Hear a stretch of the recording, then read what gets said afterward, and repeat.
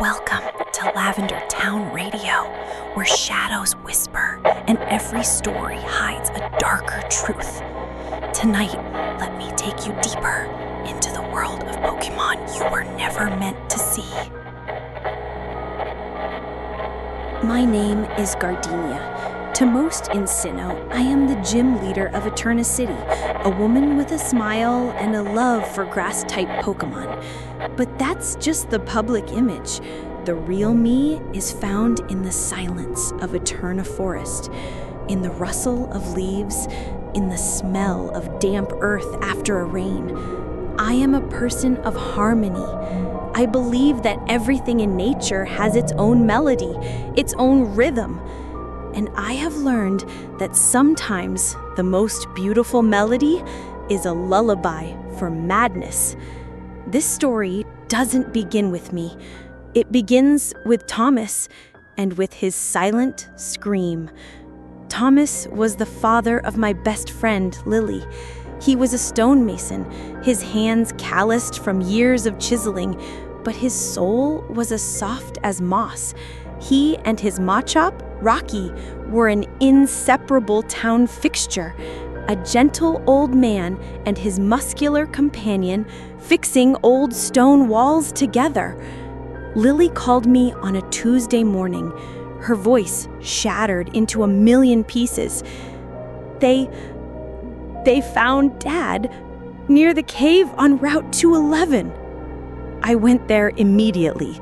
The scene will never leave my mind. It wasn't an accident. It was a battlefield. Thomas and Rocky lay a few meters apart. Rocky, the Machop who prided himself on his strength, had been beaten to death, his small arms broken and mangled. And Thomas, his kind face was twisted into a mask of pure, unadulterated rage. His eyes were wide open, not in fear, but in a rabid fury. His fingernails were broken, caked with his own blood and skin, as if he had tried to claw his own face off. There were no tracks from another wild Pokémon, no signs of an external attack. The only evidence suggested that in the final moments of their lives, a gentle old stonemason and his loyal Machop had turned on each other and fought to the death. My friend's father was found dead. The police called it an accident, but I saw his face. It was the face of a monster. Lily was devastated. The local police, led by Officer Mara, quickly closed the case. A tragedy, she told me, her voice full of sympathy. Perhaps a wild Pokémon startled them and they accidentally harmed each other. But I had seen Thomas's face. That wasn't fear, it was hatred. This isn't the first time, is it? I asked Mara when we were alone. She sighed, the weariness evident on her face. She placed a stack of files on the table. Each file was a horrific story, all occurring within the last 2 years, all within a 1-mile radius of that same cave on Route 211. A picnicking couple found having stabbed each other with kitchen knives. A hiker who had climbed Mount Coronet solo had apparently bashed his own head against a rock until he died. A group of young trainers whose Pokémon had turned on each other in a frenzy. The only common thread? All the victims had the same final expression, one of uncontrollable rage. We investigated, Mara said. No toxins in the air, no hallucinogenic spores, nothing. That cave, it's clean, but something in there is driving people mad. I promised Lily I would find the truth. I'm not a detective, I'm just a gardener. But Thomas was like an uncle to me, and I would not let his silent scream be forgotten. I watched 2 wild Pokémon tear each other apart for no reason. And then I heard a song. I began my own investigation. I set up a carefully camouflaged tent on a hillside about a half-mile from the cave entrance. The first 2 days were quiet, eerily so. On the third night, I heard it. A strange melodic tune woven from chirps and vibrations. It was hauntingly beautiful. Shortly after, a snarl erupted from the woods below. I looked through my binoculars. An ursaring and a luxray, two predators that normally avoided each other, were face to face. They weren't growling to intimidate. They were growling with pure hatred. And then they charged. It wasn't a battle for territory. It was a slaughter. They clawed, bit, and tore at each other with a frenzy I'd never seen. Their roars mixed with the eerie melody from the cave. The fight ended when they both collapsed, their blood staining the earth. I sat there, trembling, feeling an uninvited anger rising in my own chest. The sound, it had to be the sound. It wasn't just a song, it was an emotional weapon, turning every living creature into a berserker. I had enough.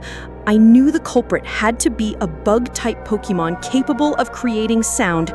Kricketune. I scrambled for my X-transceiver. I had to call Aaron of the Elite Four.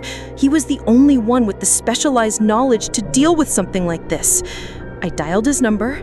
It rang once, twice. Then a cheerful voice message picked up. "Hey there, this is Aaron. I'm currently judging the Veilstone Cutest Bug-Type Pokémon contest and can't take your call. Please leave a message after the adorable beep." I was stunned. "Are you kidding me?" I shouted at the phone. "Cute! People were dying here and he was busy with cute Caterpie." My frustration at the absurdity of the situation turned into real rage. I threw the X-transceiver on the ground, cracking the screen. I was on my own. I found the source of the madness, an abandoned Team Galactic lab. They didn't just create a monster, they created a song that kills.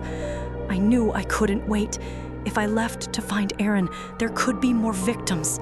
I had to handle this myself. I waited until midday the next day when the sound had ceased. I entered the darkness of the cave. Inside, I found the signs of human intervention, rusted electrical cables, and a large sealed steel door with the faded G logo of Team Galactic. The door had been blasted open from the inside. Behind it was a small abandoned laboratory. I found a research journal preserved in a plastic case. Project Bard. Subject Kricketune. Designated K Prime.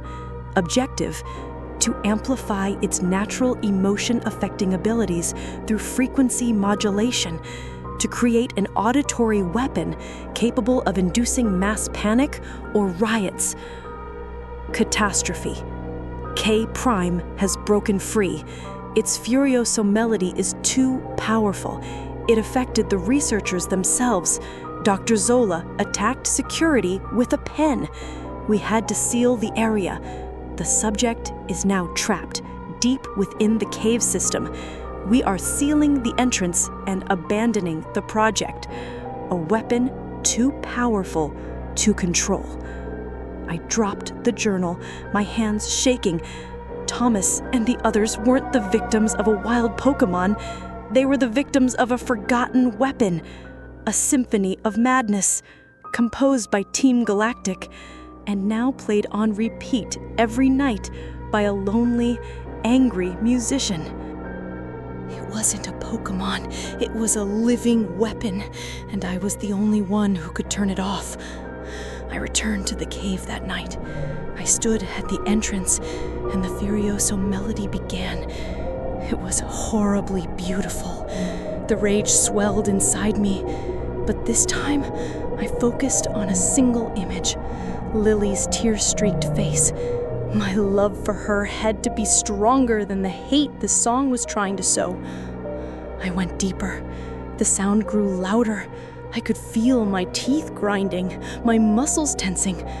I found it in the central cavern.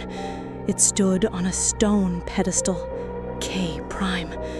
It was larger than a normal Kricketune, its shell a darker black, its antennae vibrating with a terrible energy. Its eyes were not the eyes of an insect. They were glowing red with years of solitude and fury. It saw me. The melody grew more piercing. It was an attack.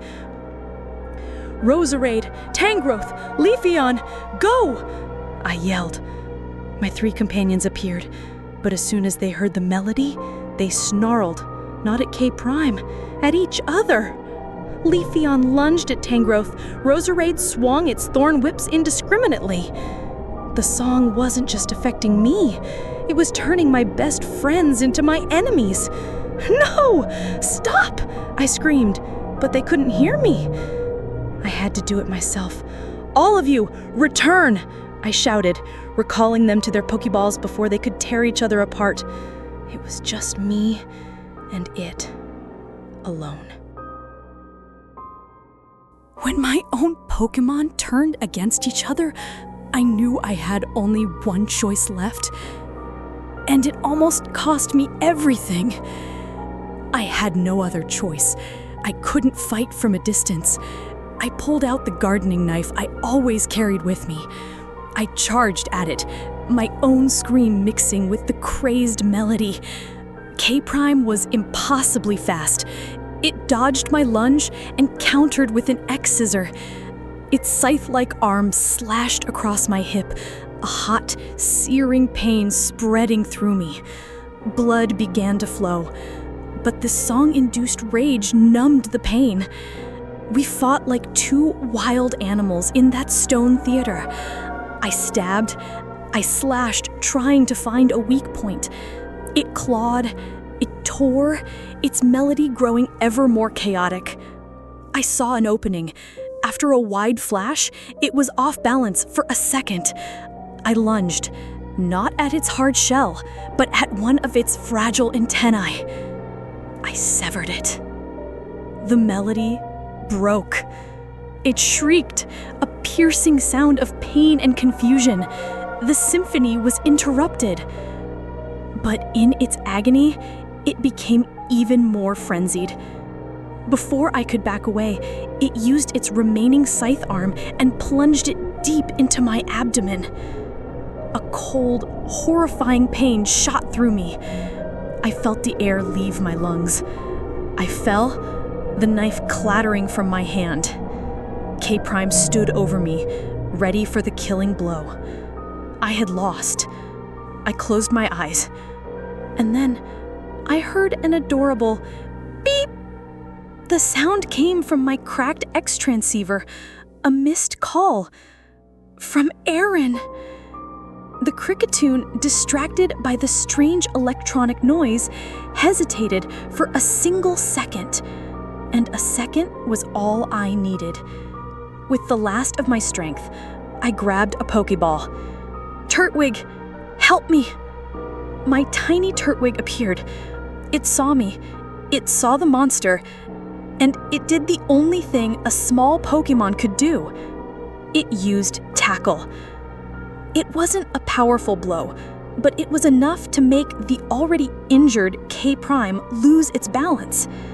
It fell backward, off the stone pedestal, and landed hard on a sharp rock below. There was a final crack, and it lay still. The melody stopped completely. I lay there, in the silence, my blood pooling on the stone floor. I smiled. I had done it. And then I heard a frantic voice from my X transceiver. "Gardenia! Gardenia, are you there? I just re-listened to your message. What's going on? Aaron, I think I need a little help." And then everything went dark. I woke up in the hospital. Aaron had found me just in time. The wound was severe. I almost didn't make it. The victory didn't feel sweet.